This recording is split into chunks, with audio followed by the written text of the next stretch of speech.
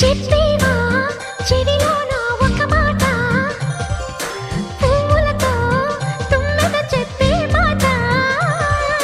నీ చిరునవ్వు సాక్షిగా తాజ్ మహల్ నాదట, నీ పెదవంచు సాక్షిగా షాజహాను నేనట. నీ తీయని ప్రేమకి నా పెదవే నజరానా, నీ బయటకి నేనిక బానిసనే నెరజానా.